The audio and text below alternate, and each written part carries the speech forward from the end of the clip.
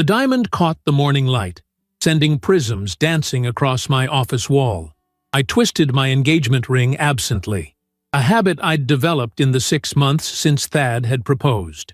3 more days, just 3 more days, and I'd be Mrs. Whitaker.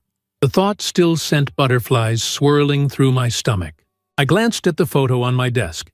Thad and me on the wooden bridge at Harrington Park, his dark hair wind-blown, his arm around my waist, both of us laughing at something now forgotten. That was the day before he proposed, though I hadn't known it then. My phone buzzed, and Thad's name flashed on the screen. I smiled and picked up. "Hey, you. Finished with your meetings already?" I asked, leaning back in my chair. "Not exactly." His voice sounded strange, distant. "Serafina, I need to talk to you." Something in his tone made my stomach clench. "What's wrong? Is everything okay?" A long silence stretched between us. I could hear his breathing, uneven and harsh. "I can't marry you," he finally said, the words flat and cold. My heart stuttered. "What? Thad, if you're nervous, it's not that." He cut me off. "I've met someone else." The world seemed to tilt on its axis. "That's not funny." "I'm not joking, Sarah. I'm sorry. I never meant for this to happen, but I've reconnected with someone from my past. I realize now that what we had, it wasn't what I thought it was." "What we had?" I repeated, my voice rising. "Thad, we have a life together. We're getting married in 3 days. 200 people are coming to our wedding. We've been planning this for—" "I know," he interrupted again, his voice oddly monotone. "I'll handle everything. I'll call the venue, the caterers. I'll take care of it all." "Take care of it?" I stood up so quickly my chair slammed against the wall behind me. "Are you listening to yourself? You can't just cancel our wedding like it's a dinner reservation." "I'm sorry, Serafina. I truly am. But it would be worse to go through with it knowing how I feel. And how exactly do you feel?" My voice was shaking now, tears burning behind my eyes. "After 5 years together, you can at least tell me that." Another painful silence. "I love her. I'm staying in Seattle with her." Something wasn't right. The words were wrong, rehearsed somehow. This wasn't the Thad I knew. The Thad who'd held me through my father's funeral, who'd spent 3 months designing the perfect ring because nothing in the stores was special enough for you, Sarah. The Thad who'd written me a love letter every anniversary, who knew exactly how I took my coffee depending on my mood. "I don't believe you," I said, surprising myself with the steadiness of my voice. "Believe what you want. It's over, Serafina. I won't be coming back to Boston. I've already called a moving company to pack up my things."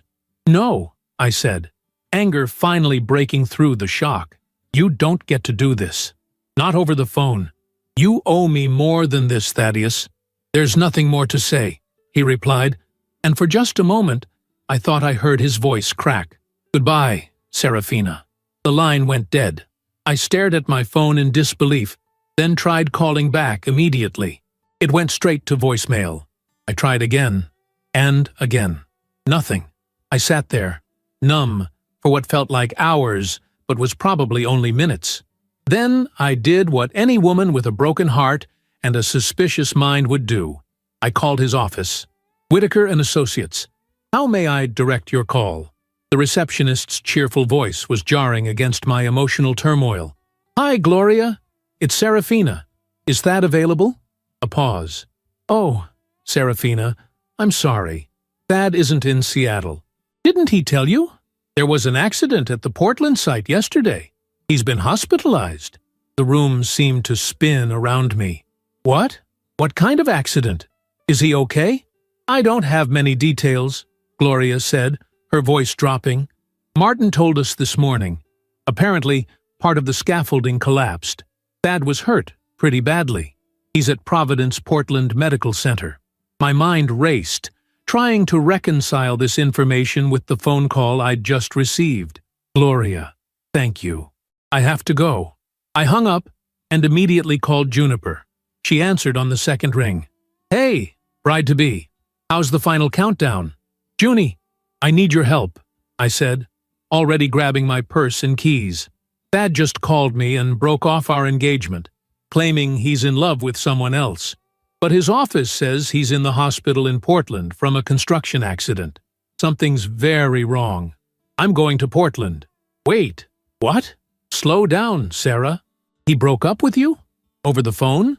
Yes, but it wasn't him, Uni. I mean, it was his voice, but the words were all wrong. And now I find out he's actually in the hospital? I'm terrified that someone's forcing him to say these things, or… Sarah, breathe, Juniper interrupted firmly. Listen to yourself. This isn't a movie. It's more likely that he's just being a coward. Maybe he got cold feet and made up this ridiculous story. No, I was already halfway to the parking garage. You don't understand. I know Thad. This isn't him. The way he spoke, it was like he was reading from a script. And now I find out he's in the hospital? That can't be coincidence. Juniper sighed. Okay, what can I do? I need you to call my mother and tell her what's happening. I'm going to drive to Portland right now. Text me the hospital information. And Uni, don't tell anyone else yet. Not until I figure out what's going on. Sarah, it's a 6-hour drive to Portland. At least take a flight. The next flight isn't until tonight. I'll drive. I'll be faster. I hung up before she could argue further.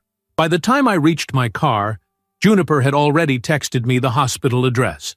I programmed it into my GPS and pulled out of the parking garage, my mind racing faster than my car. The 6-hour drive was a blur of anxiety and confusion. I replayed Thad's call over and over in my mind. His voice had been flat, emotionless. So unlike him, Thad was passionate, expressive. Even when discussing building specifications, he spoke with animation. And the words themselves, I'll take care of it all. That wasn't Thad. He would never reduce our relationship, our wedding, to a task to be handled. Something was very wrong, and I was determined to find out what. I'd known Thaddeus Whitaker for 5 years, loved him for most of that time. We'd built a life together, shared our deepest fears and brightest hopes. If he truly didn't want to marry me, I would eventually have to accept that. But not like this. Not with this strange, hollow version of the truth. I called the hospital as I drove, but they would only confirm that he was a patient there. No details about his condition, no information about visitors. My fear grew with every passing mile. By the time I reached Providence Portland Medical Center, it was nearly 8 in the evening. I parked haphazardly and rushed into the emergency entrance, my heart pounding. I'm looking for Thaddeus Whitaker, I told the woman at the reception desk. He was brought in yesterday after a construction accident. She typed something into her computer. Are you family? I'm his fiancé, I said automatically, then hesitated. At least I was this morning. The woman raised an eyebrow but continued typing. He's in room 312, 3rd floor, west wing. Visiting hours end at 9. Thank you, I said, already moving toward the elevators. The 3rd floor was quieter than the bustling emergency department. I followed the signs to room 312, my steps slowing as I approached. What would I find behind that door? What if Thad really had been telling the truth? What if there was someone else at his bedside right now? I took a deep breath and pushed the door open. The room was dimly lit, with only a small lamp glowing beside the bed. Thad lay there, alone, his eyes closed. My heart clenched at the sight of him. His face was bruised, a bandage covering his left temple. An IV line ran into his arm, and various monitors beeped quietly beside the bed. But what made my breath catch was the flatness of the blanket where his right leg should have been. "Oh my God," I whispered, my hand flying to my mouth.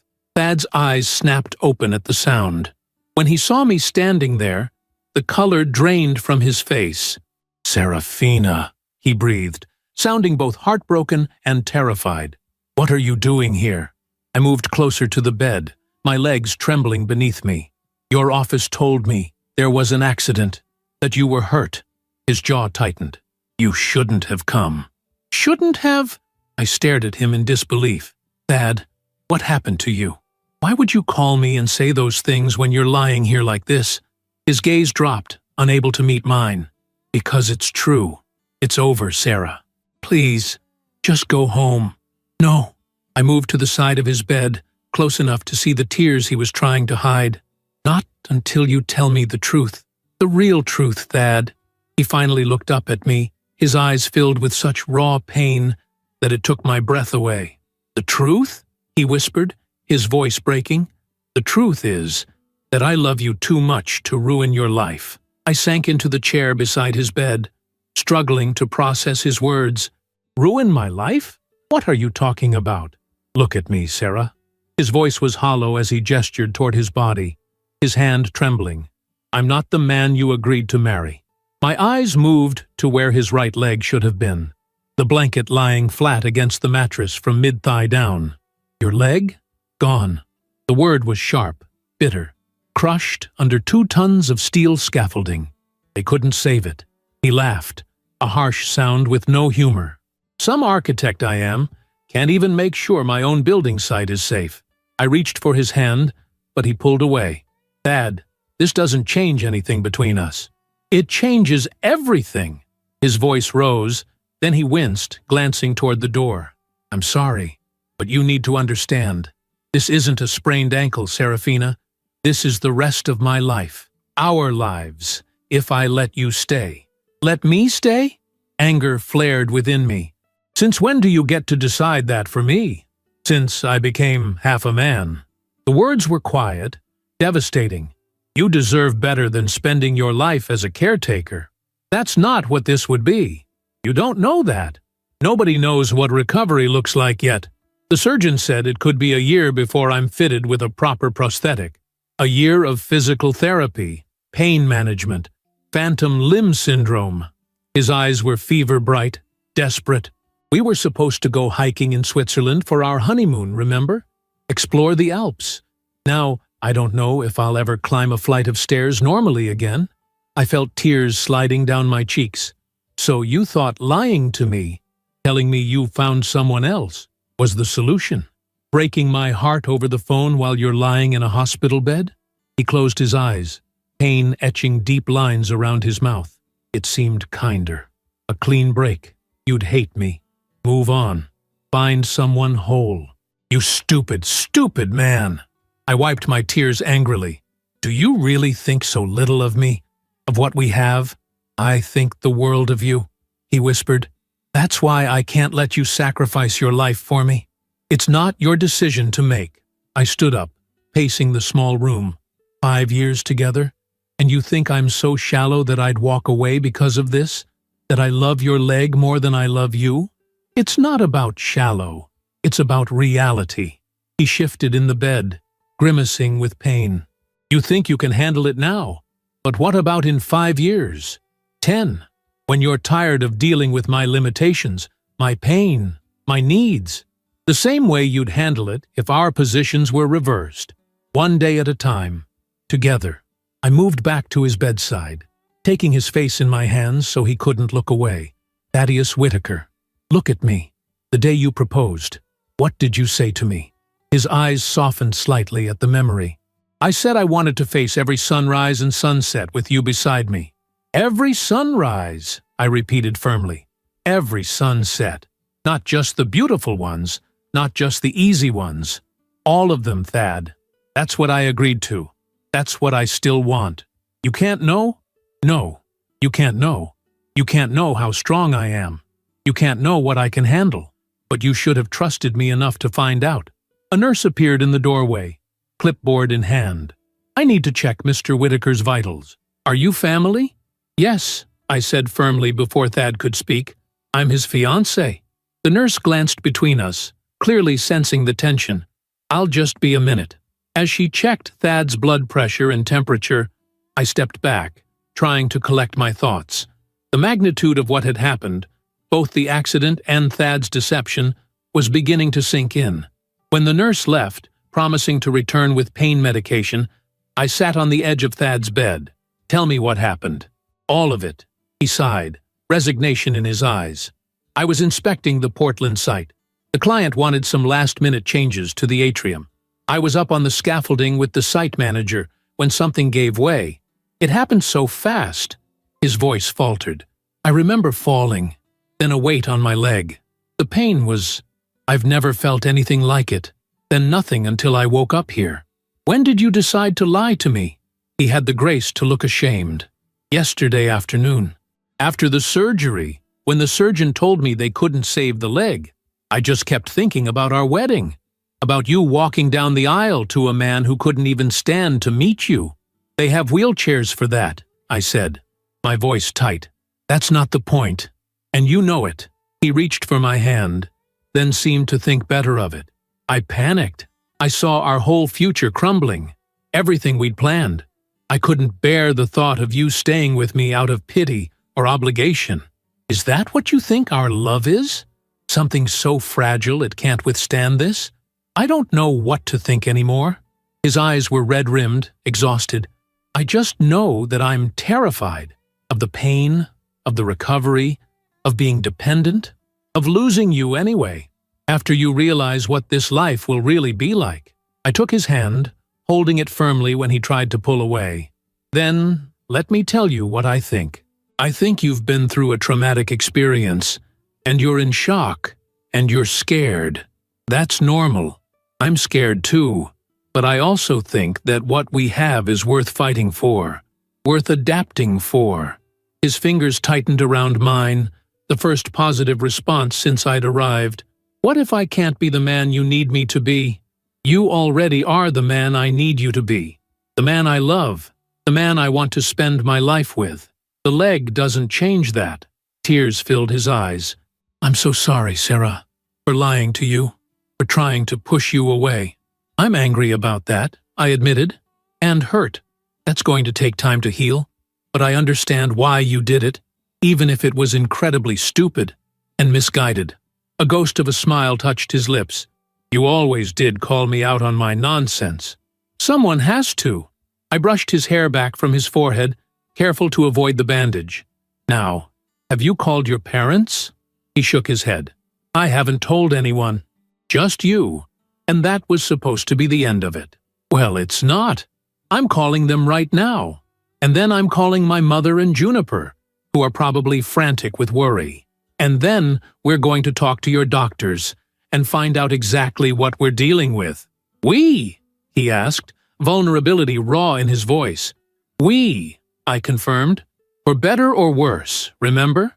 We just got the worse part out of the way early. He closed his eyes, tears spilling down his cheeks. I don't deserve you. Probably not, I agreed, kissing his forehead gently. But you're stuck with me anyway. The next 48 hours were a whirlwind. Thad's parents arrived from Chicago, shocked and concerned. My mother drove up from Boston with Juniper, bringing clothes and necessities for both of us. I refused to leave Thad's side except when forced to by hospital regulations. Dr. Rowan Calloway, Thad's surgeon, met with all of us to explain the situation. The amputation was above the knee but below mid-thigh, which was favorable for prosthetic use, though she cautioned that the road ahead would be challenging. The first priority is healing, Dr. Calloway explained, her kind eyes serious behind rimless glasses. Then we'll fit Mr. Whitaker with a temporary prosthesis and begin physical therapy. Once the residual limb has fully healed and stabilized, usually in 6 to 12 months, we can fit a permanent prosthesis. And then? Thad asked, his voice stronger than it had been the day before. What kind of functionality can I expect? With modern prosthetics, your age, and your overall excellent health, I'd expect a very good outcome, she replied. There will be limitations, certainly. Some activities may need to be modified or avoided. But many amputees return to nearly all their previous activities, including sports and physical recreation. I squeezed Thad's hand. See? Switzerland isn't off the table. Just postponed. He gave me a small smile, the first genuine one since I'd arrived. It felt like sunrise after the longest night. When we were alone again, Thad turned to me with renewed seriousness. The wedding will be postponed, I finished for him. I already called the venue and explained we had a medical emergency. They were very understanding. I'm sorry, he said quietly. for ruining everything. You didn't ruin anything. Life happened, that's all. We adjust and move forward. Just like that? I sat beside him on the bed. No, not just like that. This is going to be hard, Thad. Really hard. There will be days when you hate everything, including me. Days when I'm exhausted and frustrated. Days when we both wonder if we made the right choice. But we'll face them together, one day at a time. He studied my face, as if searching for doubt or hesitation. You're really staying. I'm really staying, I confirmed. Though I am a little annoyed that I'll have to redesign our first dance. I had it all choreographed in my head. A startled laugh escaped him. Only you would be thinking about that right now. Well, someone has to think about the important things. His smile faded. What about work? Your exhibition opens next month. The gallery can function without me for a while. I've already talked to my assistant. She'll handle the installation, and I'll come back for the opening if you're stable by then. I don't want you putting your career on hold for me. I'm not putting it on hold. I'm prioritizing what matters most right now. I tucked a strand of hair behind my ear. Besides, I can work remotely on most of the curatorial aspects, the wonders of modern technology. He nodded, but I could see the guilt still weighing on him. Sarah, there's something else we need to talk about. What is it? Children. The word hung between us. We always said we wanted a family. But now, with my condition, I don't know if I can be the father I wanted to be. The father they deserve. Thad, plenty of amputees have children. Wonderful, happy children with active, involved fathers. But what if... No more what-ifs. I interrupted gently. We'll figure it out as we go, just like every other parent on the planet. Your children will love you because you're their father, not because you have 2 legs. The nurse returned with Thad's evening medication. As she administered it, I stepped out to call the hotel where I'd booked a room but had yet to use, preferring to sleep in the uncomfortable chair beside Thad's bed. In the hallway, I leaned against the wall, suddenly overwhelmed by the events of the past 2 days. The wedding that wouldn't happen. The honeymoon that would have to wait. The months of recovery ahead. The lifetime of adjustment. But as I stood there, I realized something important. Not once, not for a single moment, had I questioned whether Thad was still the man I wanted to spend my life with. Not once had I wished to be anywhere else but by his side. That, I decided, was love in its purest form. Not the romantic candlelit dinners and passionate embraces, though those were wonderful too. But this, the willingness to walk through fire together, to face the unknown hand in hand. I pulled out my phone and called Juniper. "How is he?" she asked immediately. "Better. Still processing everything, but better. And how are you?" I took a deep breath. Strangely okay. Tired. Worried. But sure about us. "Sarah, you know I love you both, but are you certain about this? It's going to change everything." "Not everything," I said softly. "Not the important things." There was a moment of silence before Juniper spoke again. "You're pretty amazing, you know that? I'm just loving the man I've always loved. Nothing amazing about that. Well, your mother and I are here if you need anything. Literally anything. Anytime. Actually, there is something." An idea had been forming in my mind. "Can you go to our apartment and find the small blue box in my jewelry drawer? The one with the silver cactus pendants?" "The cactus pendants?" Juniper sounded confused. "Weren't those from that weird desert art exhibition you curated last year?" "Yes, but they're perfect. Can you bring them when you come back tomorrow?" "Sure, but I don't. I'll explain later. Just trust me on this." When I returned to Thad's room, he was drifting off, the pain medication beginning to take effect. I sat beside him, holding his hand until his breathing deepened into sleep. Only then did I allow myself a moment of private grief, not for the future we might have had, but for the pain he was enduring, both physical and emotional. The next morning brought a significant breakthrough. Dr. Calloway arrived with a physical therapist named Miguel, who helped Thad sit up on the edge of the bed for the first time since the surgery. Today we begin the work, Miguel announced cheerfully. Small steps at first, but always forward. I watched Thad's face as he looked down at his leg, at the empty space where the rest of it should have been. His expression cycled through shock, grief, and finally, determination. "I can do this," he said, more to himself than to anyone else in the room. "Yes, you can," Miguel agreed. "And you will. Now, let's talk about what happens next." While Miguel explained the rehabilitation process, I slipped out to meet my mother and Juniper in the hospital cafeteria. Mom wrapped me in a tight hug the moment she saw me. "How are you holding up, sweetheart?" she asked, her voice thick with concern. "I'm okay, Mom. Really." She studied my face, looking for signs of distress or doubt. "You know, nobody would blame you if this was too much. No one expects—" "Mom," I interrupted gently, "I know what you're trying to say, but Thad is the man I love, the man I choose. That hasn't changed." She sighed, patting my cheek. "You always were the most stubborn of my children, just like your father." "I'll take that as a compliment." Juniper handed me a small paper bag. "I brought those pendants you asked for. Want to tell us what you're planning?" I pulled out the 2 silver necklaces, each bearing a delicate cactus pendant studded with tiny colored stones for flowers. "Do you remember what I told you about cacti when we were putting together that exhibition? That they're incredibly resilient?" Juniper guessed. "More specifically," I said, "cacti store water to survive drought conditions. They thrive in the harshest environments. And their flowers, some of the most beautiful in nature, bloom most vibrantly after periods of extreme stress." My mother's eyes softened with understanding. "A metaphor for what you and Thad are going through." "Exactly." I held the pendants in my palm, the silver catching the fluorescent lights. "We're facing our own desert now, but we'll store strength for each other, and eventually we'll bloom again." "That's beautiful, Sarah," Juniper said, her voice uncharacteristically emotional. "Though I'm still mad at him for that phone call. What a monumentally stupid thing to do. He thought he was protecting me," I sighed. "Misguided as it was." "Men," my mother scoffed, though there was fondness in her tone, "always thinking they know what's best for us."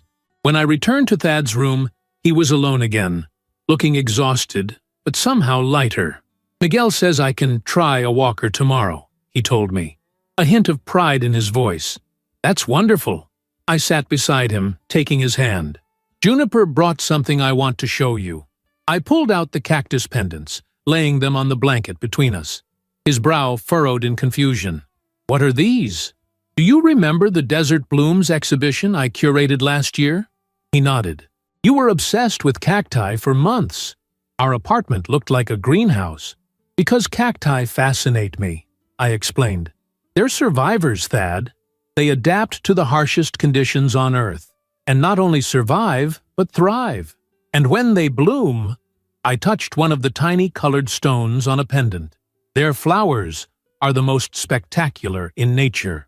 Understanding dawned in his eyes. "You're saying we're like cacti now." "I'm saying we've always been like cacti. Strong, adaptable, built to withstand drought and heat, and whatever else life throws at us. This situation, it's just our desert moment, but we'll store strength for each other, and when the time is right, we'll bloom again, more beautifully than before." Tears filled his eyes. "How do you do that? How do you find hope in everything?" "Not everything," I admitted, "just in us." I placed one of the necklaces around his neck, the silver pendant resting against his hospital gown. A reminder that even in the desert, there's life and beauty and resilience. He touched the pendant, his fingers tracing its shape. "Thank you," he whispered, "for not giving up on me, for not letting me give up on us." I put on the matching necklace, feeling its weight against my skin. Never. The days that followed established a new rhythm to our lives. Thad's parents returned to Chicago after a week, once it was clear he was stable and improving. My mother and Juniper went back to Boston, though they called daily. I extended my leave from the gallery and found a small, furnished apartment near the hospital. Each day brought small victories and inevitable setbacks. Thad's first attempt with the walker ended with him collapsing in frustration and pain. His second attempt was marginally better. By the third day, he could make it to the bathroom with assistance. Physical therapy was grueling. I watched him struggle, sweat pouring down his face, determination battling against physical limitations. The phantom pain, sensations from the missing limb, tormented him, especially at night. Sometimes I would wake to find him clutching at empty air, his face contorted in agony. "It feels like my toes are cramping," he told me once, "but I can't uncurl them because they're not there." These were the moments that tested us both, his patience, my strength. There were days when he wouldn't speak, lost in a darkness I couldn't penetrate. Days when he snapped at me for the smallest things, then apologized with tears in his eyes. Days when I had to step outside his room and cry silently in the hallway, overwhelmed by the magnitude of our new reality. But there were beautiful moments too. The first time he laughed genuinely at a terrible joke from Miguel. The day he was fitted for his temporary prosthesis, his face alight with possibility. The evening we sat together in the hospital garden, watching the sunset, his hand warm in mine. "I can't believe you canceled our wedding," I teased him one afternoon as he practiced standing with his temporary prosthesis. "And here, I bought that ridiculously expensive dress." He looked up, startled, then saw my smile. "Well, the dress isn't going anywhere, is it? And neither am I, apparently." "I should hope not. I've invested too much time in you to start over with someone new." "Gee, such romance," he quipped, but his eyes were soft. "You'd have to train a whole new fiancé to load the dishwasher correctly." "Exactly. Far too much effort." These moments of normalcy, of the banter that had always characterized our relationship, were precious anchors in the storm. 3 weeks after his accident, Thad was discharged from the hospital. The transition to outpatient care brought new challenges. Our temporary apartment wasn't fully accessible. Simple tasks like showering became complicated operations. "I hate this," Thad muttered one evening after a particularly difficult shower. "I hate being helpless." "You're not helpless," I countered, handing him a towel. "You're healing. There's a difference. Doesn't feel like it most days." I sat beside him on the bed. "Tell me what you need from me right now. Not what you think I want to hear, but what you actually need." He was quiet for a long moment. "Space, sometimes," he finally admitted.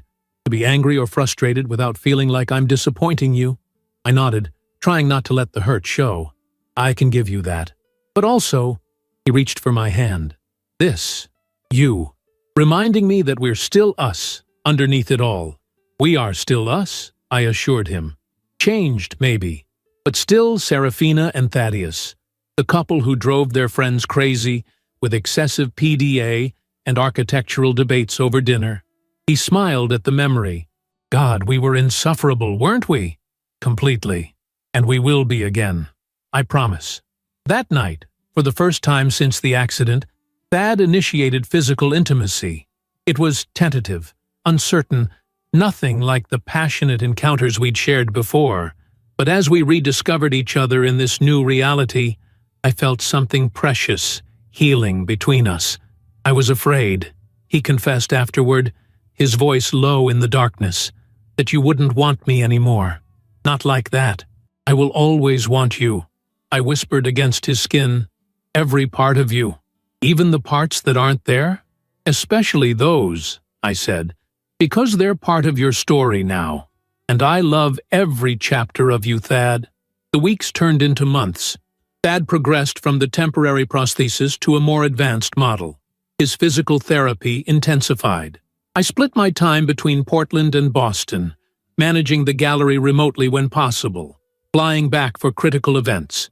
The exhibition opened without me, my assistant stepping admirably into my role.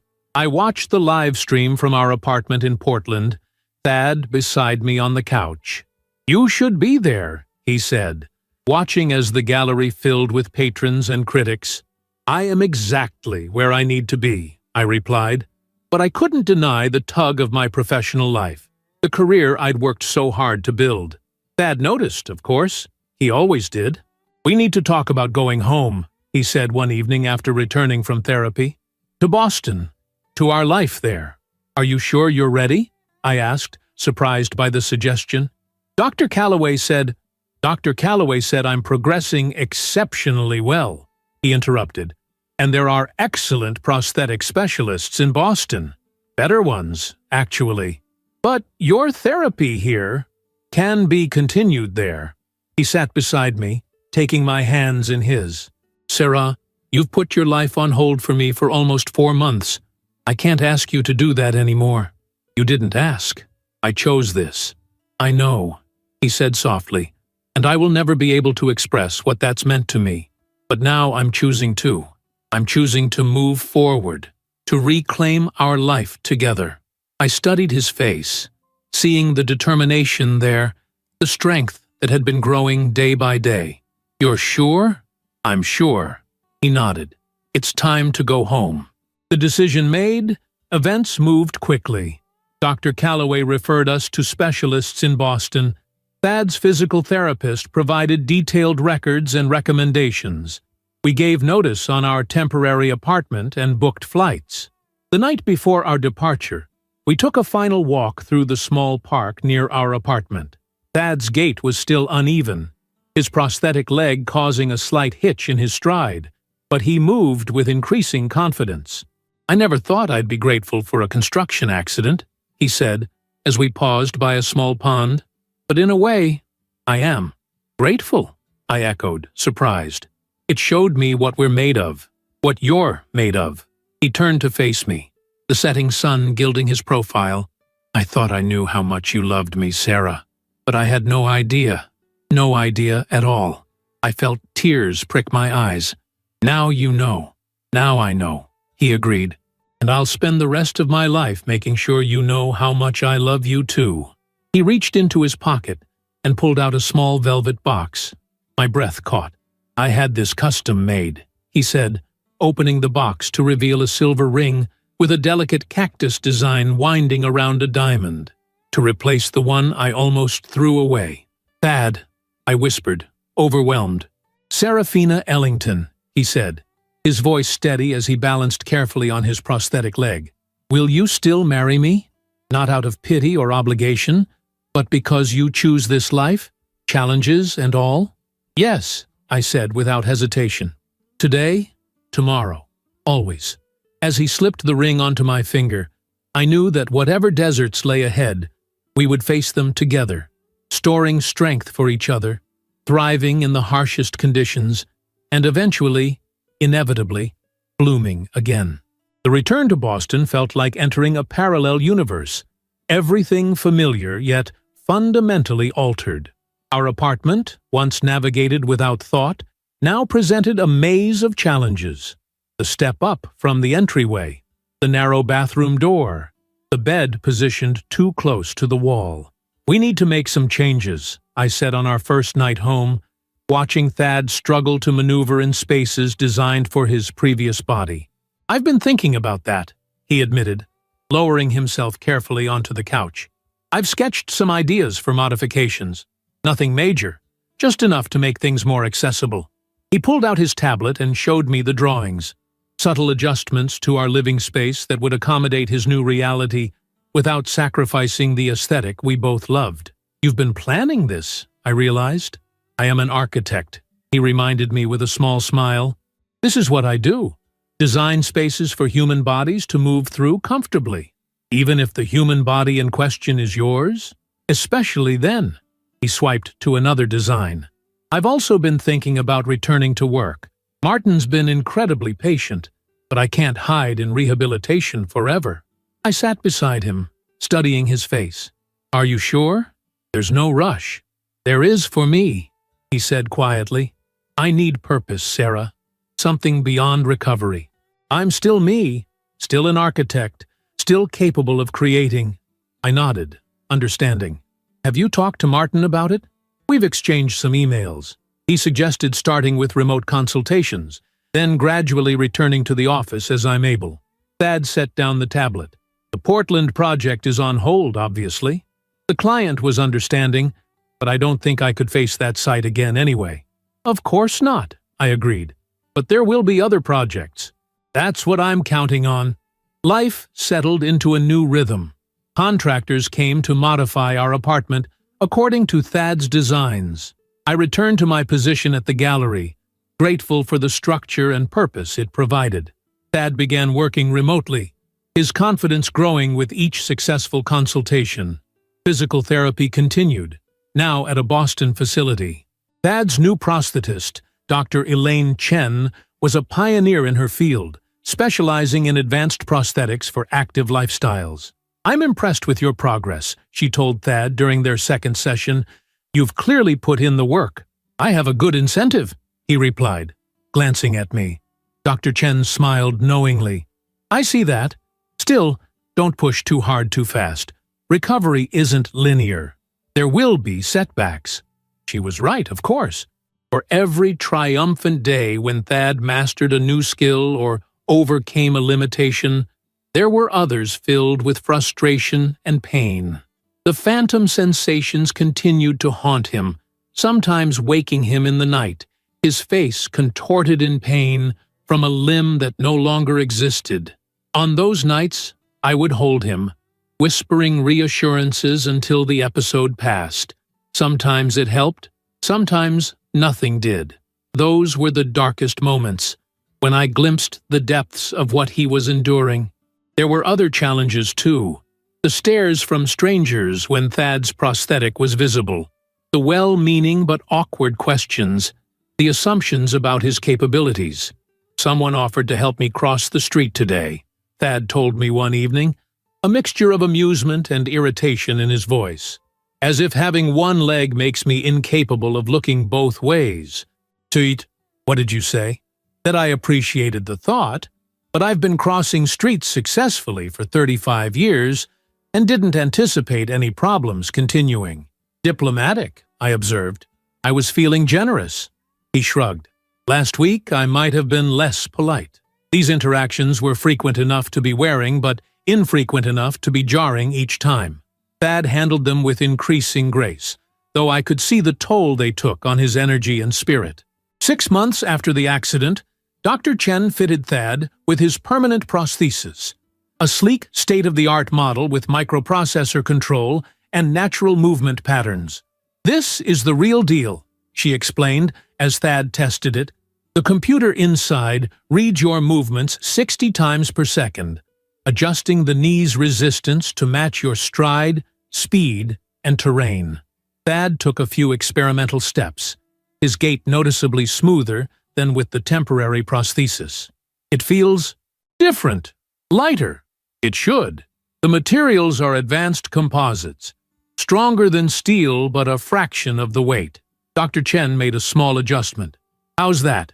Thad took another walk around the room, a look of wonder spreading across his face. "It's incredible. Like the difference between a flip phone and a smartphone.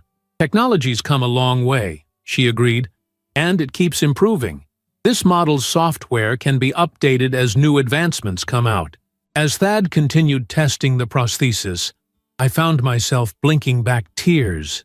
This wasn't a cure. Nothing could replace his lost leg, but it was a significant step toward the life he wanted to reclaim. That evening, we celebrated with dinner at our favorite restaurant, the first time we'd been out somewhere special since before the accident. Thad walked in with minimal assistance, drawing appreciative glances from several patrons. "You're causing quite a stir," I teased as we were seated. "It's the new suit," he replied with a wink. "Or possibly the incredibly beautiful woman on my arm." "Definitely the suit," I said, but warmth spread through me at the compliment. This playful banter had been rare in recent months, overshadowed by pain and adjustment. Over candlelight and wine, something shifted between us. The weight that had pressed on our relationship began to lift, not entirely, but noticeably. We talked about work, friends, the future, normal conversations that had nothing to do with prosthetics or physical therapy or accessibility challenges. "What do you think about setting a new wedding date?" Thad asked as we shared dessert. The question caught me by surprise. "Are you ready for that?" "I think I am," he said, his eyes meeting mine. "Not tomorrow, but maybe in the spring. By then, I'll be dancing at close to full capacity, according to Dr. Chen." "Dancing, huh?" I smiled, remembering our previous conversation about the first dance. "Any particular style you have in mind?" I was thinking something classic. A waltz, perhaps. Something steady but elegant. "I like that idea," I said, reaching across the table to take his hand. "Spring it is, then." That night, our lovemaking had a new dimension.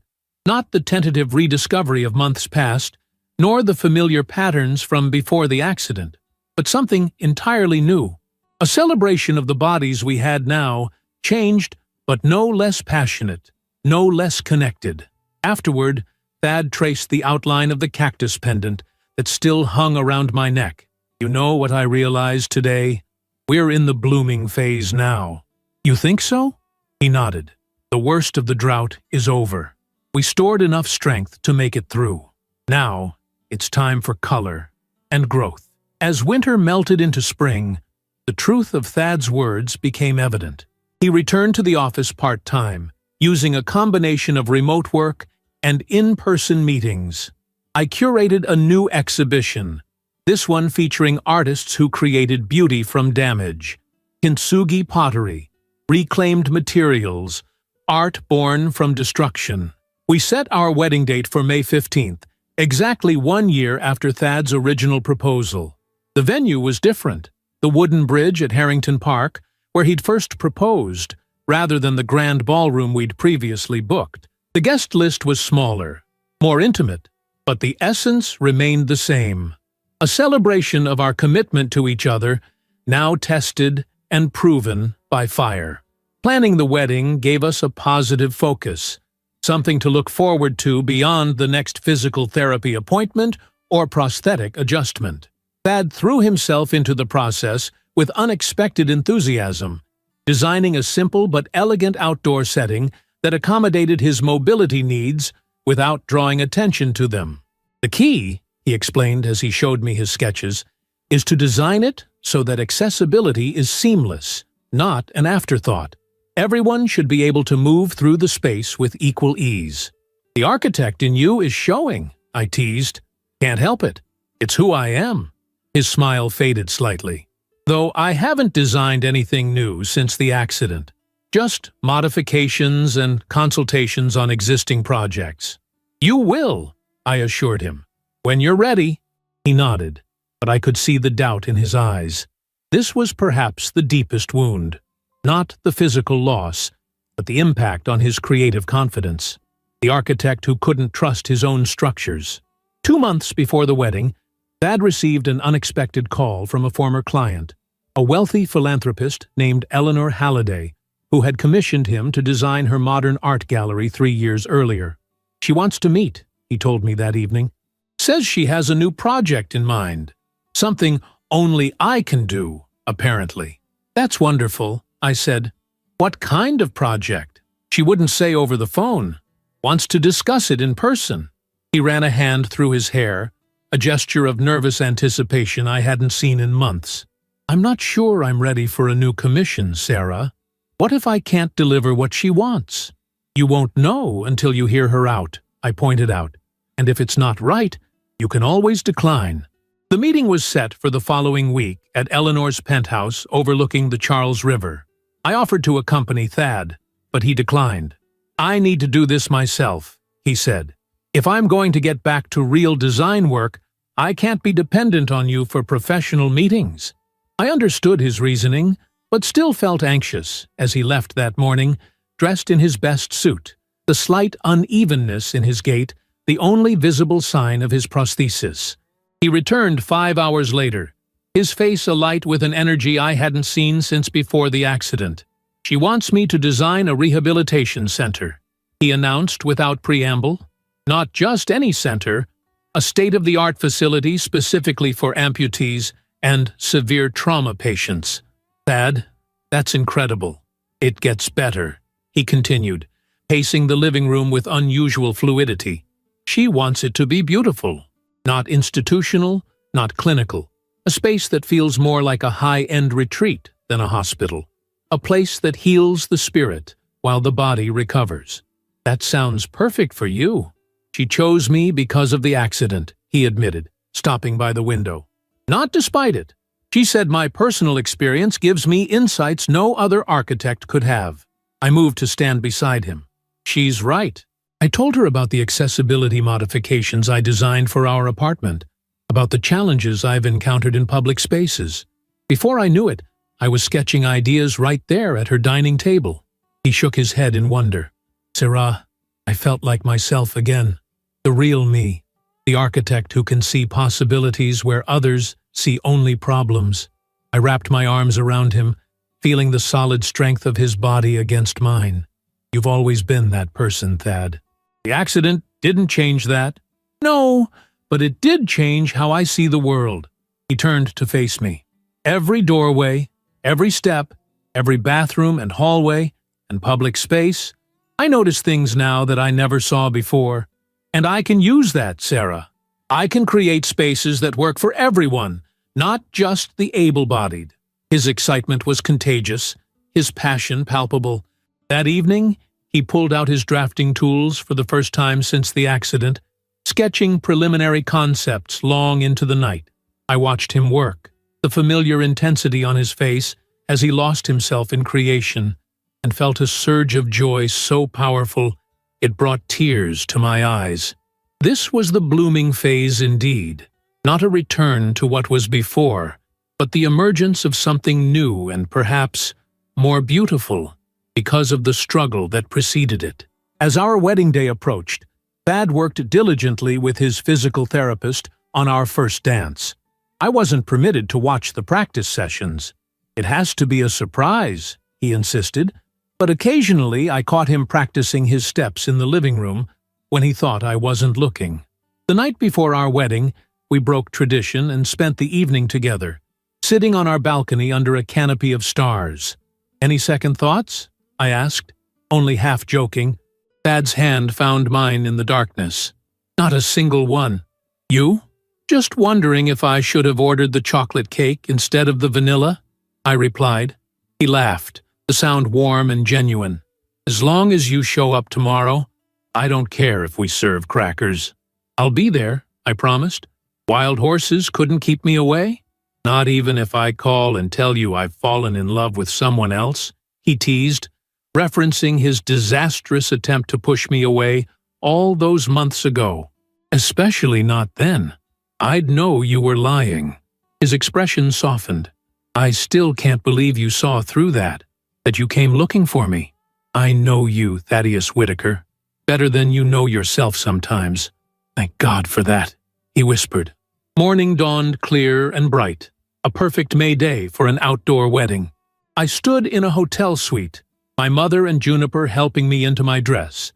Not the elaborate ball gown I'd originally chosen, but a simpler, more elegant design that felt right for our reimagined celebration. You look radiant, my mother said, adjusting the simple veil in my hair. She looks like a woman in love, Juniper corrected with a smile, which is better than radiant any day. I touched the cactus pendant at my throat. I'd had it incorporated into my wedding jewelry, a reminder of the journey that had brought us to this day. Nervous? Juniper asked, noticing the gesture. Not about marrying Thad, I replied honestly. Just hoping everything goes smoothly for him today. It's a lot of standing, walking. He'll be fine, my mother assured me. That man would crawl down the aisle to you if he had to. Fortunately, that won't be necessary, I laughed, pushing away the worry. This was our day, a celebration, not an obstacle course. The ceremony was set for 11, giving us the full day to celebrate before Thad would inevitably need to rest. As I rode to Harrington Park with my mother and Juniper, I felt a sense of rightness, of completion. The journey to this day had been nothing like we'd planned, but somehow it felt more meaningful for the detours and challenges. Harrington Park was transformed. The wooden bridge where Thad had proposed was decorated with simple white flowers and greenery.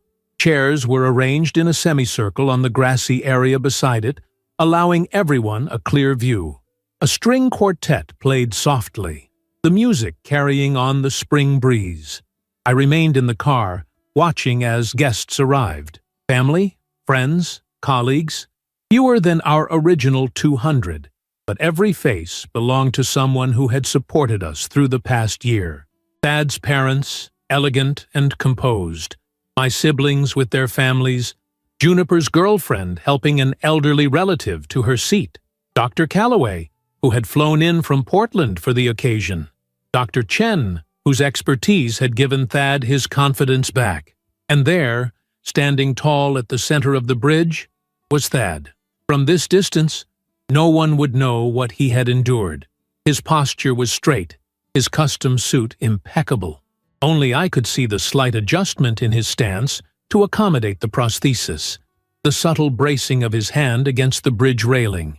"It's time," my mother said softly, checking her watch.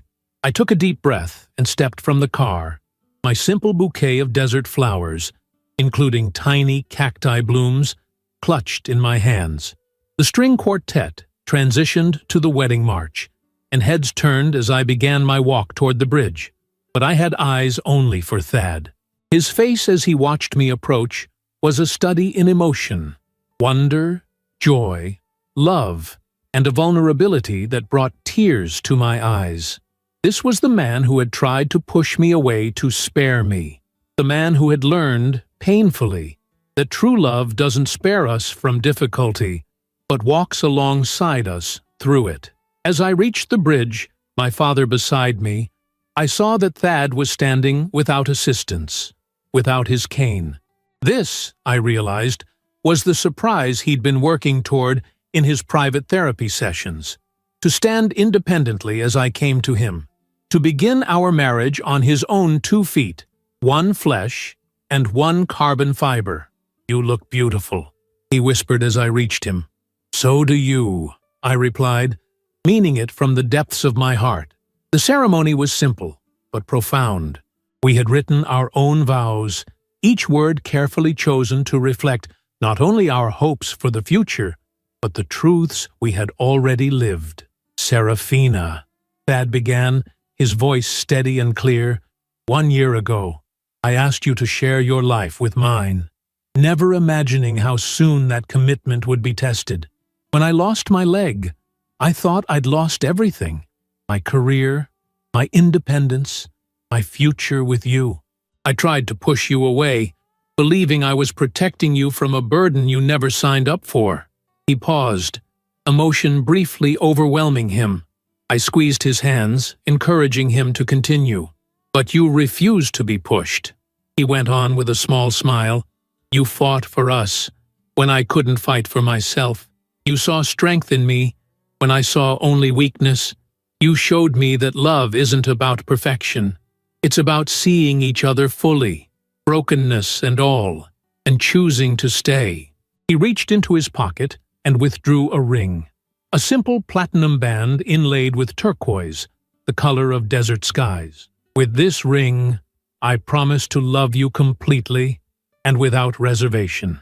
To face every sunrise and sunset with you beside me, the beautiful ones and the difficult ones, to build a life with you that honors the strength we've found in each other, and to remember, always, that like the cacti we wear around our necks, we are designed to thrive even in the harshest conditions, to store strength for each other, and to bloom in the most unexpected ways." Tears streamed down my face as he slipped the ring onto my finger. When it was my turn to speak, I had to take a moment to compose myself. "Thaddeus," I began, "people say that you don't truly know someone until you've seen them at their worst. This past year, we've seen each other at our most vulnerable, our most afraid, our most exhausted. And what I've discovered is that even at your worst moments, you are still the man I want to spend my life with." I took the matching ring from Juniper, holding it before him. "You once told me you were half a man, but the truth is that your accident didn't diminish you.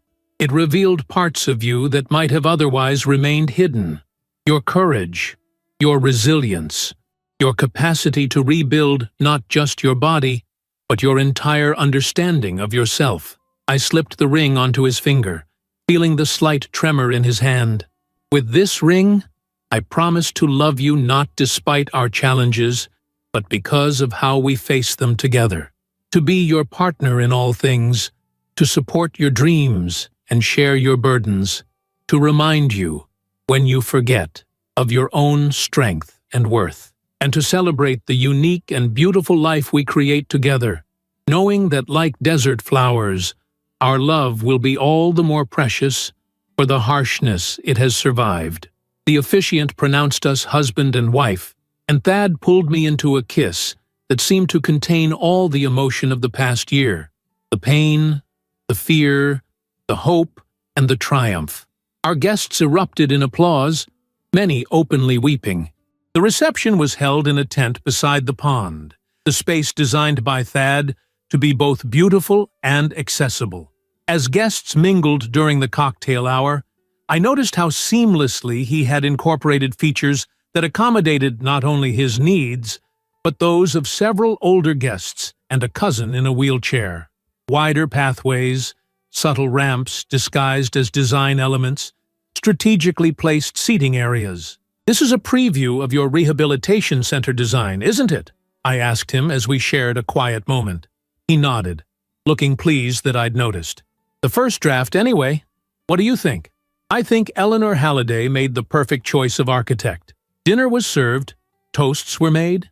Thad's father spoke eloquently about resilience and reinvention. My mother told the story of how I'd flown to Portland without hesitation, knowing something was wrong despite Thad's deception. Juniper's toast was both funny and touching, ending with raised glasses to the strongest people I know, who redefined what love looks like. And then it was time for our first dance. The space cleared, and Thad led me to the center of the floor. The string quartet began to play, not the waltz we had discussed, but La Vie en Rose, the song that had been playing the night we met at a gallery opening 5 years earlier. "Ready?" Thad whispered, as he took me in his arms. "Always," I replied. And then we were dancing. Not the elaborate choreography I'd once imagined, but something more meaningful. A slow, intimate movement that accommodated Thad's abilities while still expressing the grace and connection between us. He moved with confidence, the months of secret practice evident in every step. There was a slight hesitation when he turned, a careful balance when he drew me close, but to everyone watching, and especially to me in his arms, it was perfect. "You're amazing," I whispered, as he guided me through a gentle spin. "We're amazing," he corrected, drawing me back to him. "Everything I do now, I do because of you, with you." As other couples joined us on the dance floor, I caught glimpses of our future in Thad's eyes, the rehabilitation center he would design, the family we would build, the life we would create together. Not the life we had originally planned, but perhaps a richer, deeper version shaped by the challenges we had overcome. The celebration continued into the evening, though I noticed Thad's energy beginning to wane after several hours. Without drawing attention to it, I guided us toward the conclusion, the cake cutting, the final toasts, the traditional send-off. As we prepared to leave, Eleanor Halliday approached us, elegant in a tailored navy suit. "Congratulations to you both," she said warmly. "Thaddeus, I can't wait to see your preliminary designs next week. And Serafina, your input will be invaluable as well. I understand you've become something of an expert on the emotional aspects of recovery." "Hardly an expert," I demurred, "just someone who's walked alongside it." "Sometimes that perspective is the most valuable of all," Eleanor replied.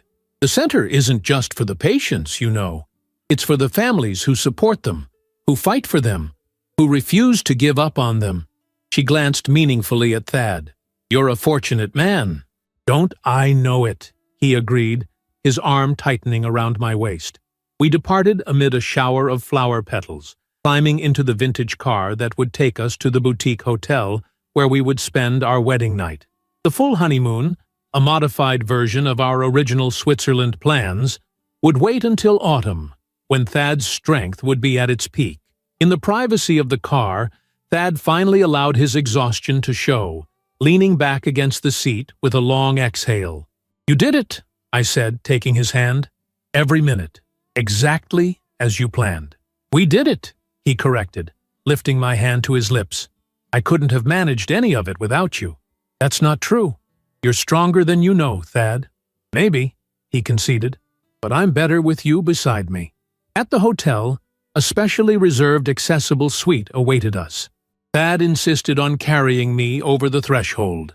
"A non-negotiable tradition," he declared, though I noticed him brace himself carefully before lifting me. Once inside, he set me down gently and moved to the window, looking out at the city lights.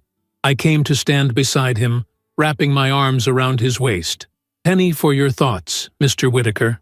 Just thinking about how close I came to losing all this," he said quietly. "If you hadn't been so stubborn, so determined." "If you hadn't been worth fighting for," I countered. He turned to face me, his expression serious. "I want you to know something, Sarah. Whatever happens from here, whatever challenges we face, whatever adaptations we need to make, I will never again try to decide what's best for you. I've learned that lesson." "Good," I said, reaching up to touch his face. "Because I choose you, Thaddeus. Every day, in every circumstance, I choose you." He pulled me close, his embrace strong and sure. "And I choose you, Serafina. Today and always." Later, as we lay together in the soft darkness, Thad traced the outline of the cactus pendant that still hung around my neck. "You know what I love about cacti?" he murmured sleepily. "What's that?" "They've evolved precisely for the environment they inhabit. What looks like a limitation, the spines, the thick skin, is actually perfect adaptation." His fingers moved from the pendant to the smooth skin of my shoulder. "Maybe that's us now. Not limited, just perfectly adapted to our reality." I smiled against his chest. "I like that. Perfectly adapted. There's something else about cacti," he continued. "They're incredibly diverse. There are thousands of species, each with its own unique shape and structure. Some tall and solitary, others growing in clusters. Some flowering briefly once a year, others almost continuously." "And which kind are we?" I asked, curious where his thoughts were leading. "I think we're still discovering that," he replied. "But whatever type we are, we're resilient, built to last through drought and heat and storm." "With beautiful flowers," I added. "The most beautiful," he agreed, kissing the top of my head. "And Sarah, thank you for not giving up on me, for seeing the bloom even when I could only see the thorns." "Always," I whispered, listening to the steady rhythm of his heart beneath my ear. "That's what love is." As sleep claimed us, I thought about the journey that had brought us to this moment, the call that had shattered our plans, the hospital room where I'd found him broken and afraid, the months of recovery and rebuilding. None of it was what we had expected when we first got engaged. All of it had shaped us, strengthened us, tested the boundaries of our love and found them far more expansive than we had known. Tomorrow, we would begin our married life together. Not the carefree newlyweds we might have been, but a couple tempered by fire, shaped by challenge, and made more beautiful for the breaking and mending.